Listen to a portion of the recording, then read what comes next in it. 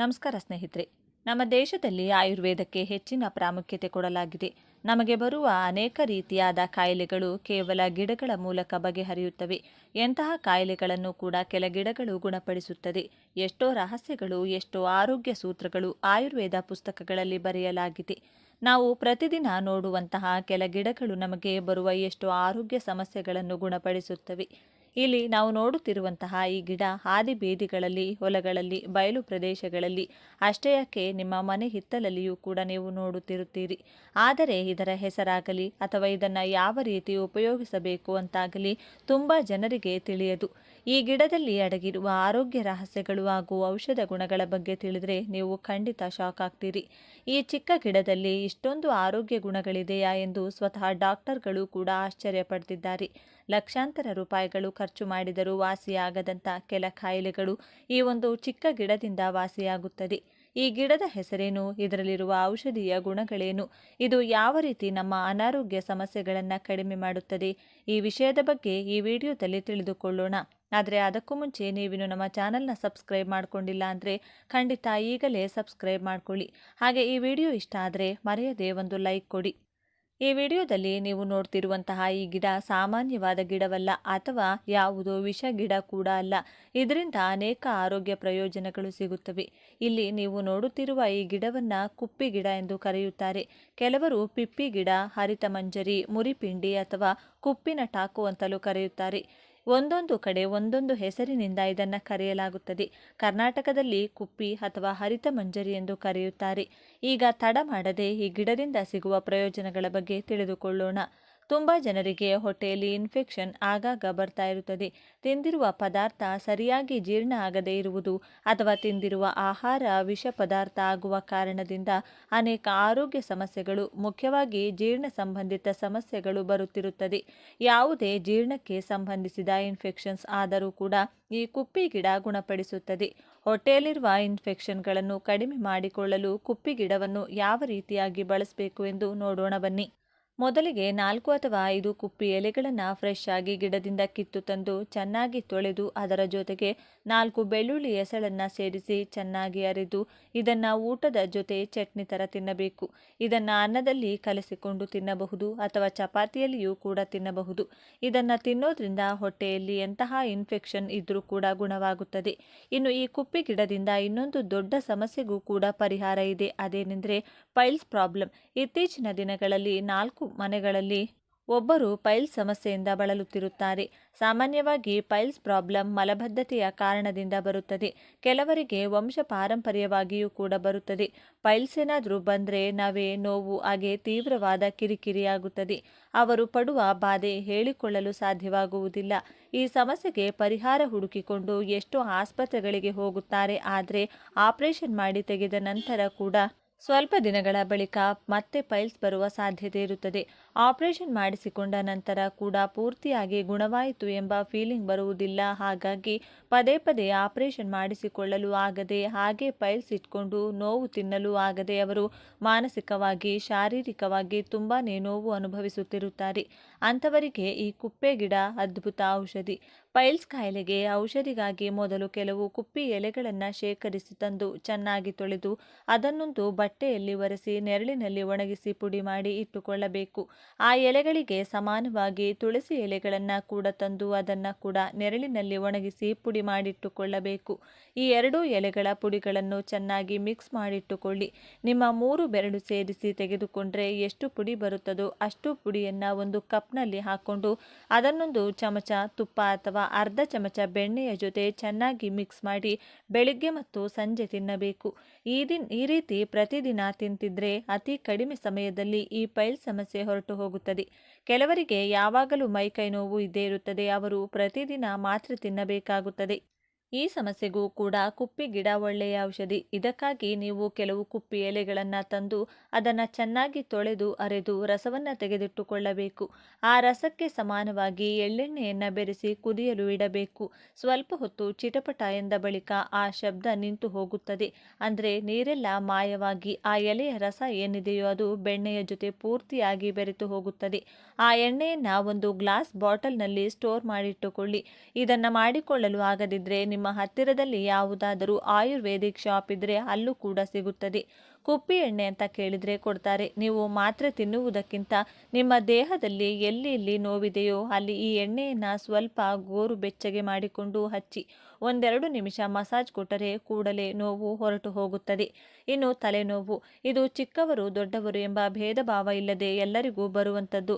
Stress, ಮಾನಸಿಕ ಅಶಾಂತಿ, tension, ನೆಗಡಿ, ಕೋಲ್ಡ್, ಜ್ವರ ಹೀಗೆ ಯಾವ ಸಮಸ್ಯೆ ಇದ್ದರೂ ಕೂಡ ತಲೆನೋವು ಮಾತ್ರ ಬಂದು ಬಿಡುತ್ತದೆ.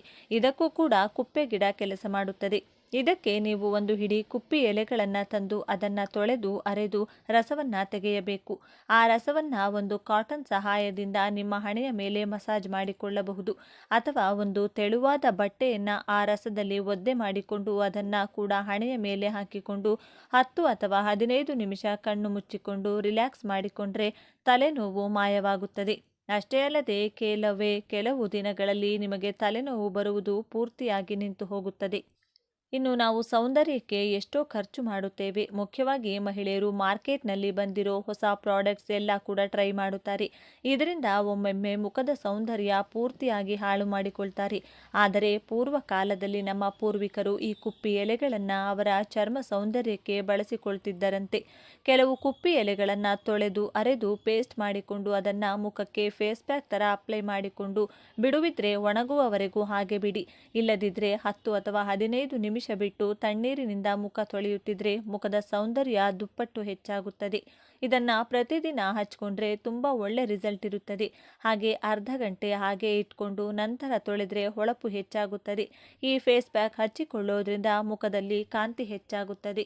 ಮೊಡವೆ, ಕಲೆಗಳು, ಪೋರ್ಸ್ ಎಲ್ಲ ಕೂಡ ಮಾಯವಾಗುತ್ತದೆ.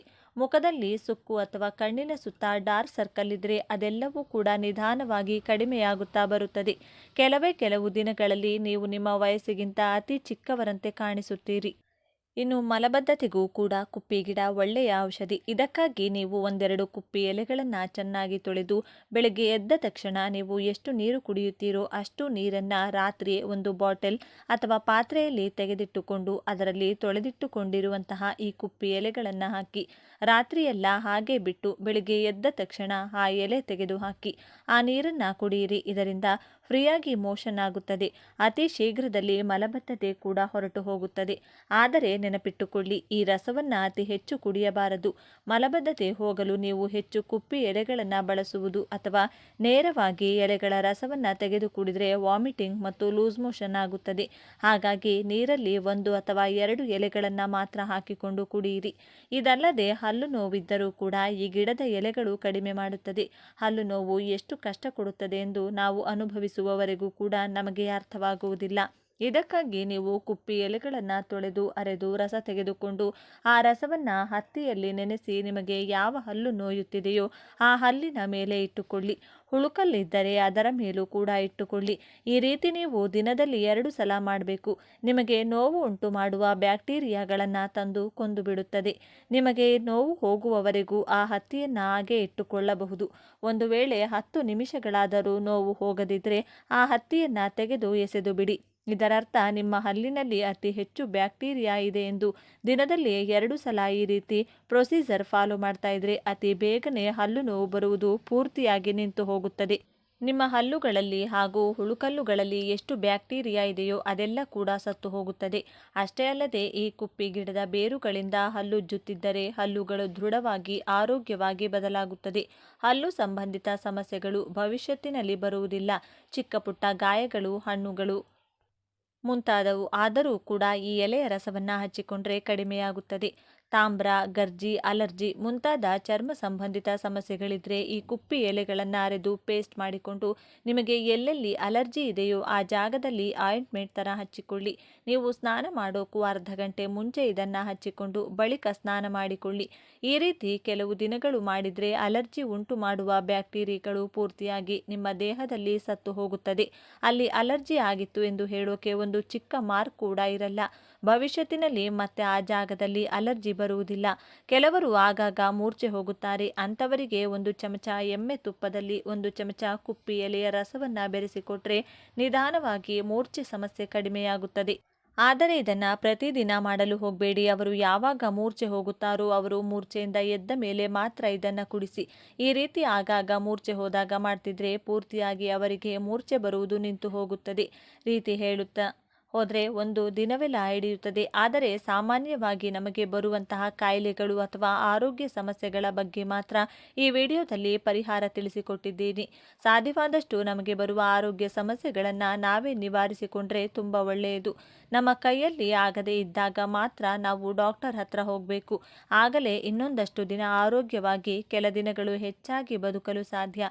ಈ ವಿಡಿಯೋ ಇಷ್ಟ ಆದರೆ ಲೈಕ್ ಮಾಡಿ, ಶೇರ್ ಮಾಡಿ. ಇಂಥ ಹೆಚ್ಚಿನ ಉತ್ತಮ ಮಾಹಿತಿಗಾಗಿ ತಪ್ಪದೆ ನಮ್ಮ ಚಾನಲ್ನ ಸಬ್ಸ್ಕ್ರೈಬ್ ಮಾಡ್ಕೊಳ್ಳಿ. ನಾಳೆ ಮತ್ತೊಂದು ವಿಡಿಯೋದೊಂದಿಗೆ ಪುನಃ ಭೇಟಿಯಾಗೋಣ.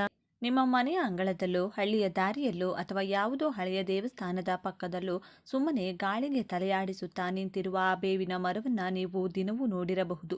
ನಮಗೆ ಅದು ಬರೀ ಒಂದು ಸಾಮಾನ್ಯ ಮರ ಅನಿಸಿರಬಹುದು. ಆದರೆ ಸ್ವಲ್ಪ ಯೋಚಿಸಿ ನೋಡಿ, ನಮ್ಮ ಮುತ್ತಜ್ಜಂದಿರ ಕಾಲದಿಂದಲೂ ಮನೆಯ ಮುಂದೆ ಒಂದು ಬೇವಿನ ಮರವಿದ್ರೆ ವೈದ್ಯನ ಅಗತ್ಯವಿಲ್ಲ ಅಂತ ಯಾಕೆ ಹೇಳ್ತಾ ಇದ್ರು?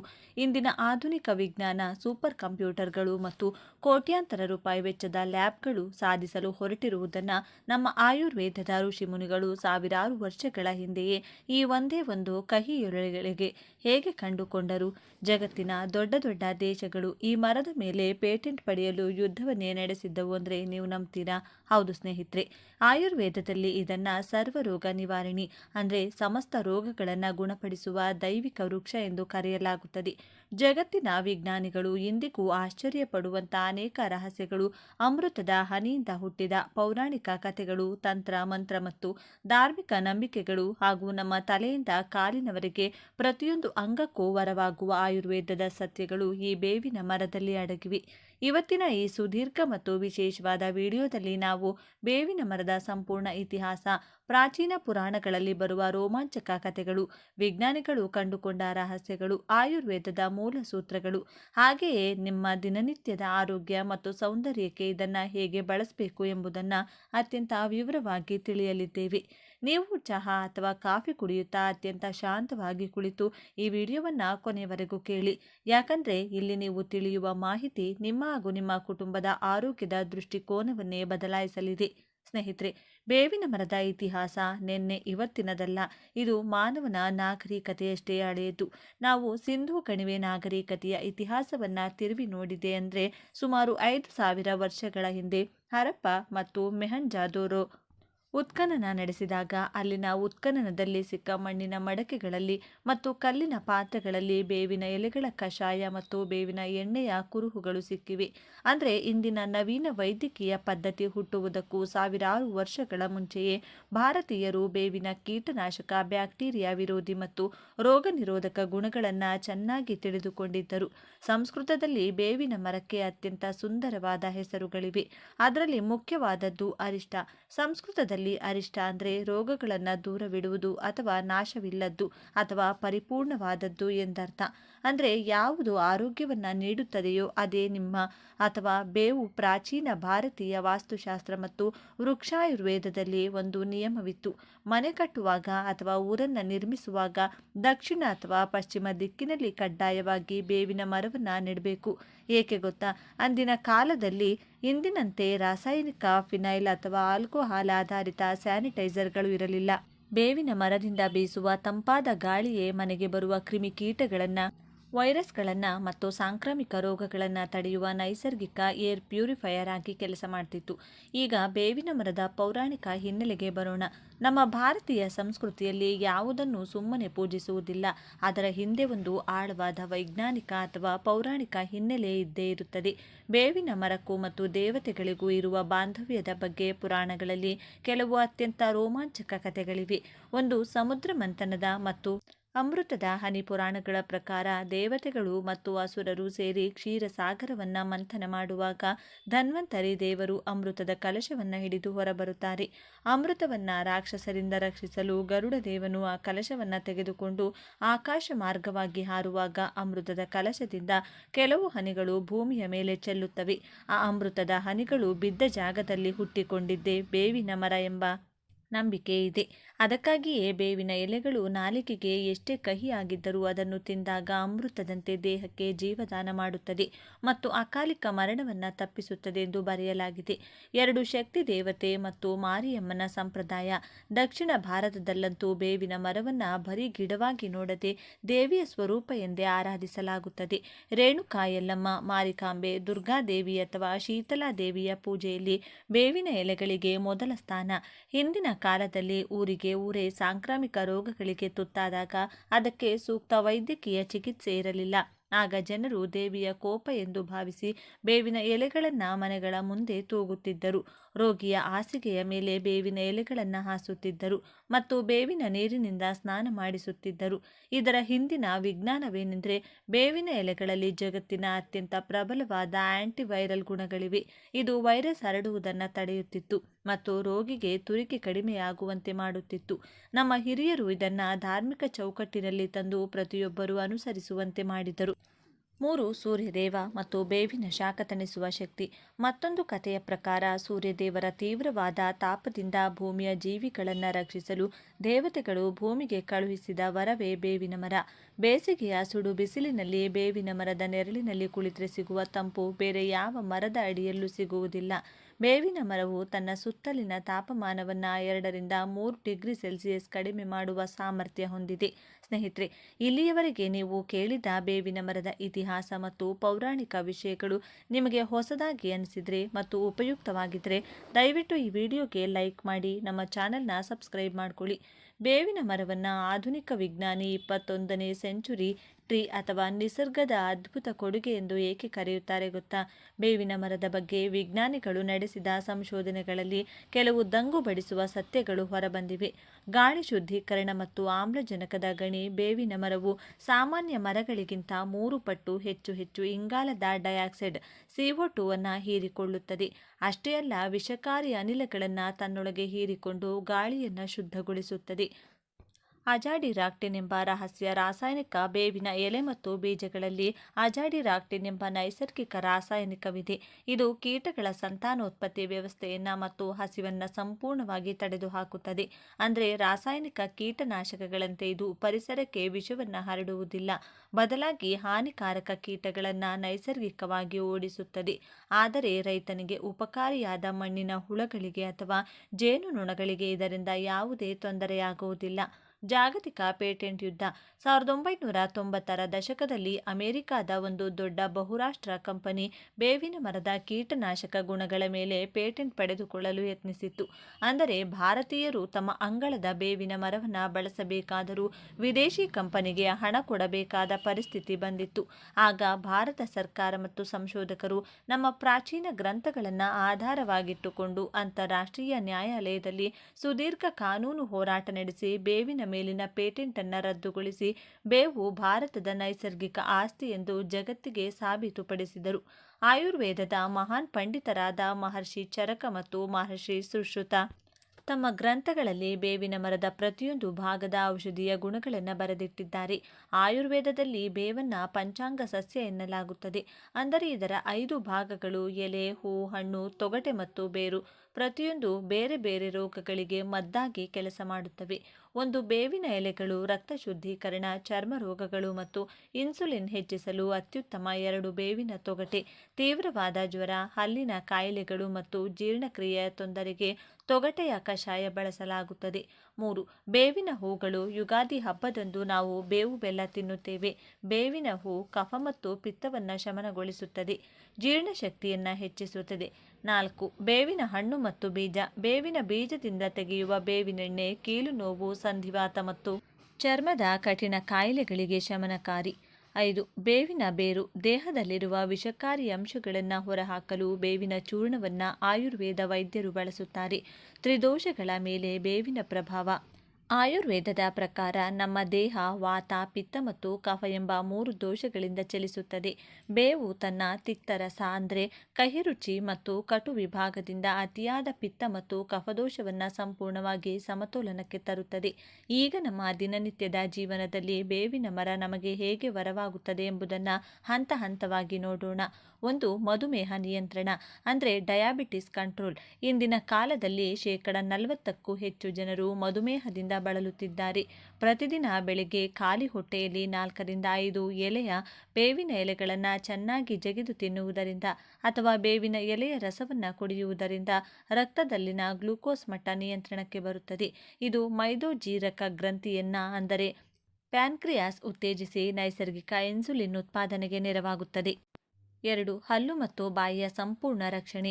ಆಧುನಿಕ ಪೇಸ್ಟ್ಗಳಲ್ಲಿ ಏನೇನೋ ರಾಸಾಯನಿಕಗಳಿರುತ್ತವೆ. ಆದರೆ ಪ್ರತಿದಿನ ಬೆಳಿಗ್ಗೆ ಬೇವಿನ ಸಣ್ಣ ಕಡ್ಡಿಯನ್ನು ಜಗಿದು ಹಲ್ಲುಜ್ಜುವ ಅಭ್ಯಾಸ ಮಾಡಿಕೊಂಡ್ರೆ ವಸಡುಗಳಿಂದ ರಕ್ತ ಬರುವುದು ನಿಲ್ಲುತ್ತದೆ. ಬಾಯಿಯ ದುರ್ವಾಸನೆ ಸಂಪೂರ್ಣವಾಗಿ ಮಾಯವಾಗುತ್ತದೆ. ಹಲ್ಲಿನ ಹುಡುಕು ಅಂದರೆ ಕ್ಯಾವಿಟೀಸ್ ಉಂಟು ಮಾಡುವ ಬ್ಯಾಕ್ಟೀರಿಯಾಗಳು ನಾಶವಾಗುತ್ತವೆ. 3. ರಕ್ತ ಶುದ್ಧೀಕರಣ ಬ್ಲಡ್ ಪ್ಯೂರಿಫಿಕೇಶನ್. ನಮ್ಮ ದೇಹದಲ್ಲಿ ವಿಷಕಾರಿ ಅಂಶಗಳು ಅಂದರೆ ಟಾಕ್ಸಿನ್ಸ್ ಹೆಚ್ಚಾದಾಗ ಮುಖದಲ್ಲಿ ಮೊಡವೆಗಳು, ಚರ್ಮದ ಅಲರ್ಜಿ ಮತ್ತು ಆಯಾಸ ಕಾಣಿಸಿಕೊಳ್ಳುತ್ತದೆ. ಬೇವು ಅತ್ಯಂತ ಪ್ರಬಲವಾದ ನೈಸರ್ಗಿಕ ಬ್ಲಡ್ ಪ್ಯೂರಿಫೈಯರ್. ಇದು ರಕ್ತದಲ್ಲಿರುವ ಕಲ್ಮಶಗಳನ್ನು ಮೂತ್ರ ಮತ್ತು ಬೆವರಿನ ಮೂಲಕ ಹೊರಹಾಕುತ್ತದೆ. 5. ಲಿವರ್ ಮತ್ತು ಜೀರ್ಣಕ್ರಿಯೆಯ ಆರೋಗ್ಯ. ಬೇವಿನ ಕಷಾಯವನ್ನು ನಿಯಮಿತವಾಗಿ ಸಣ್ಣ ಪ್ರಮಾಣದಲ್ಲಿ ಕುಡಿಯುವುದರಿಂದ ಲಿವರ್ನಲ್ಲಿರುವ ಕೊಬ್ಬು ಮತ್ತು ವಿಷಕಾರಿ ಅಂಶಗಳು ಹೊರಗೆ ಹೋಗಿ ಜೀರ್ಣಕ್ರಿಯೆ ಸುಧಾರಿಸುತ್ತದೆ. ಸೌಂದರ್ಯ ವರ್ಧನೆಯಲ್ಲಿ ಸಾವಿರಾರು ರೂಪಾಯಿ ವೆಚ್ಚದ ಕ್ರೀಮ್ಗಳಿಗಿಂತ ಬೇವಿನ ಎಲೆಗಳು ಅತ್ಯಂತ ಶಕ್ತಿಶಾಲಿ. ಚರ್ಮದ ರಕ್ಷಣೆ, ಸ್ಕಿನ್ ಕೇರ್, ಜಿಡ್ಡಿನ ಚರ್ಮ ಮತ್ತು ಮೊಡವೆಗಳು. ಬೇವಿನ ಎಲೆಗಳನ್ನು ರುಬ್ಬಿ ಅದಕ್ಕೆ ಸ್ವಲ್ಪ ಅರಿಶಿನ ಮತ್ತು ರೋಸ್ ವಾಟರ್ ಸೇರಿಸಿ ಫೇಸ್ ಪ್ಯಾಕ್ ಮಾಡಿ ಮುಖಕ್ಕೆ ಹಚ್ಚಿಕೊಳ್ಳಿ. 15 ನಿಮಿಷಗಳ ನಂತರ ಉಗುರು ಬೆಚ್ಚಗಿನ ನೀರಿನಲ್ಲಿ ತೊಳೆದರೆ ಮುಖದಲ್ಲಿರುವ ಜಿಡ್ಡು ಕಡಿಮೆಯಾಗಿ ಮೊಡವೆಗಳು ಕೇವಲ 3 ರಿಂದ 4 ದಿನಗಳಲ್ಲಿ ಒಣಗುತ್ತವೆ. ಕಪ್ಪು ಕಲೆಗಳು ಡಾರ್ಕ್ ಸ್ಪಾಟ್ಸ್. ಬೇವಿನ ಎಣ್ಣೆಗೆ ಕೊಬ್ಬರಿ ಎಣ್ಣೆ ಸೇರಿಸಿ ಕಲೆಗಳಿರುವ ಜಾಗಕ್ಕೆ ಹಚ್ಚಿದ್ರೆ ಕಲೆಗಳು ತಿಳಿಯಾಗುತ್ತವೆ. ಕೂದಲಿನ ಅಂದ ಮತ್ತು ಹೊಟ್ಟು ನಿವಾರಣೆ. ಹೇರ್ ಕೇರ್ ಹೊಟ್ಟಿನ ಮುಕ್ತಿ ಅಂದರೆ ಡ್ಯಾಂಡ್ರಫ್ ರಿಮೂವಲ್. ಬೇವಿನ ಎಲೆಗಳನ್ನು ನೀರಿನಲ್ಲಿ ಕುದಿಸಿ ಆ ನೀರು ತಂಪಾದ ನಂತರ ಶಾಂಪು ಮಾಡಿದ ಮೇಲೆ ಕೊನೆಯದಾಗಿ ಆ ನೀರಿನಿಂದ ತಲೆಯನ್ನು ತೊಳೆದುಕೊಳ್ಳಿ. ತಲೆಯಲ್ಲಿರುವ ಹೊಟ್ಟು ಮತ್ತು ಫಂಗಲ್ ಸೋಂಕು ಸಂಪೂರ್ಣವಾಗಿ ನಾಶವಾಗುತ್ತದೆ. ತಲೆಯ ತುರಿಕೆ ಮತ್ತು ಹೇನು. ಬೇವಿನ ಎಣ್ಣೆಯನ್ನು ನೆತ್ತಿಗೆ ಹಚ್ಚಿ ಮಸಾಜ್ ಮಾಡುವುದರಿಂದ ತಲೆಯ ತುರಿಕೆ ಕಡಿಮೆಯಾಗುತ್ತದೆ. ಕೂದಲಿನ ಬೇರುಗಳು ಗಟ್ಟಿಯಾಗುತ್ತವೆ. ಹೇನುಗಳಿದ್ರೆ ಸತ್ತು ಹೋಗುತ್ತದೆ. ನೋಡಿದ್ರ ಸ್ನೇಹಿತೆ, ನಮ್ಮ ಮನೆಯ ಅಂಗಳದಲ್ಲಿ ಲಭ್ಯವಿರುವ ಈ ಬೇವಿನ ಮರ ಎಷ್ಟು ದೊಡ್ಡ ಅಚ್ಚರಿಗಳನ್ನು, ಇತಿಹಾಸವನ್ನು ಮತ್ತು ನಿಸರ್ಗದ ಸಂಜೀವಿನಿಯನ್ನು ತನ್ನೊಳಗೆ ಅಡಗಿಸಿಟ್ಟುಕೊಂಡಿದೆ ಅಲ್ವಾ. ಇಂದಿನ ಆಧುನಿಕ ಯುಗದಲ್ಲಿ ನಾವು ಕೃತಕ ರಾಸಾಯನಿಕಗಳು, ಕಾಸ್ಮೆಟಿಕ್ಸ್ ಮತ್ತು ಮಾತ್ರೆಗಳ ಹಿಂದೆ ಓಡುತ್ತಿದ್ದೇವೆ. ಆದರೆ ನಮ್ಮ ಹಿರಿಯರು ನಮಗೆ ಬಳುವಳಿಯಾಗಿ ನೀಡಿದ ಈ ನೈಸರ್ಗಿಕ ವರಗಳನ್ನು ಮರೆಯುತ್ತಿದ್ದೇವೆ. ನಾವು ಪ್ರಕೃತಿಗೆ ಹತ್ತಿರವಾದಷ್ಟು ರೋಗಗಳಿಂದ ದೂರವಿರಬಹುದು ಎಂಬುದಕ್ಕೆ ಈ ಬೇವಿನ ಮರವೇ ಜೀವಂತ ಸಾಕ್ಷಿ. ಈ ವಿಡಿಯೋ ಇಷ್ಟ ಆದರೆ ಲೈಕ್ ಮಾಡಿ, ಶೇರ್ ಮಾಡಿ, ನಮ್ಮ ಚಾನೆಲ್ನ ಸಬ್ಸ್ಕ್ರೈಬ್ ಮಾಡಿಕೊಂಡು ಬೆಲ್ ಐಕಾನ್ ಕ್ಲಿಕ್ ಮಾಡಿ. ಮತ್ತೊಂದು ಜ್ಞಾನವರ್ಧಕ ಮತ್ತು ಸ್ವಾರಸ್ಯಕರ ವಿಷಯದೊಂದಿಗೆ ಮುಂದಿನ ವಿಡಿಯೋದಲ್ಲಿ ಭೇಟಿಯಾಗೋಣ. ಧನ್ಯವಾದಗಳು.